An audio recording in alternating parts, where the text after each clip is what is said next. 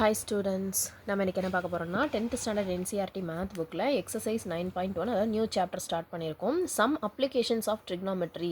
இப்போ நம்ம பார்த்தோம் லாஸ்ட் யூனிட்ல என்ன பார்த்தோம், சைன் பார்த்தோம், காஸ் பார்த்தோம், tan tangent இந்த மாதிரி நிறைய பார்த்தோம் இல்லையா, கொசிகண்ட் இதெல்லாம் ரியல் லைஃப்ல நம்ம எங்கே யூஸ் பண்ண போறோம். ஏன்னா லாஸ்ட் யூனிட் டீச் பண்ணும்போதே கேட்டிங்க மேம் இதெல்லாம் ரியல் லைஃப்க்கு எங்கே தான் யூஸ் பண்ண போகிறோம் தெரியலையே மேம் சொல்லிட்டு.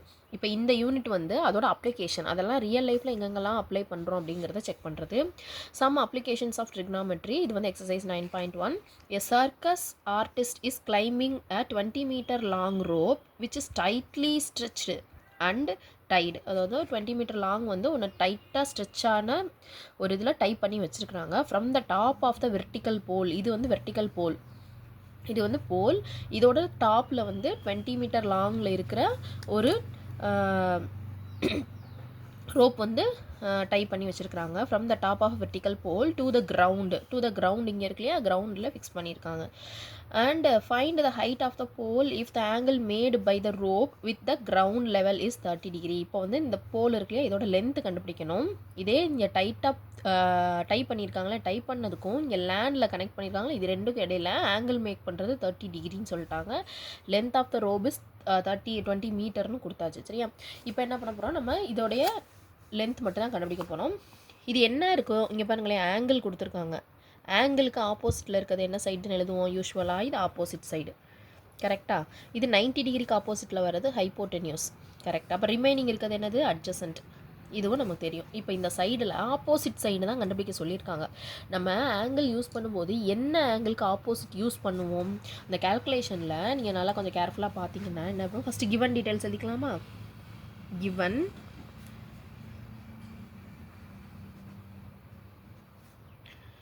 length of the rope that is equal to 20 meter. இது என்னது, hypotenuse. அதே மாதிரி என்ன கொடுத்துருக்க, angle is equal to 30 meter, 30 degree கொடுத்துருக்கா. என்ன பண்ண போகிறோம்னா,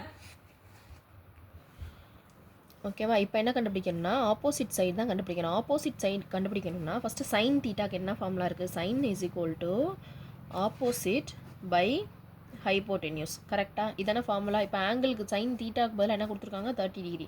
இப்போ என்ன போடணும், sine 30 degree that is equal to ஆப்போசிட்டோட வேல்யூ என்னதுக்கு, இந்த இருக்குது ஏபி. ஏபி தான் ஆப்போசிட் டிவைடட் பை அட்ஜஸ்டன்ட்டோட வேல்யூ 20 மீட்டர்.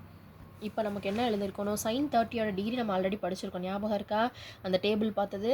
அப்போ சைன் 30யோட வேல்யூ என்னது இருக்குது, 1/2 that is equal to AB by 20. இப்போ நமக்கு ஏபி வேல்யூ மட்டும்தானே வேணும். இந்த 20 டிவிஷனில் இருக்கிறது மேலே போகும்போது மல்டிப்ளிகேஷனுக்கு மாறிடும். அப்போ ஏபி இஸ் ஈக்குவல் டு 1 × 20/2 அப்படின்னு வரும். கேன்சல் பண்ணால் 1 2 is to 0. அப்போ ஏபி இஸ் ஈக்குவல் டு 10.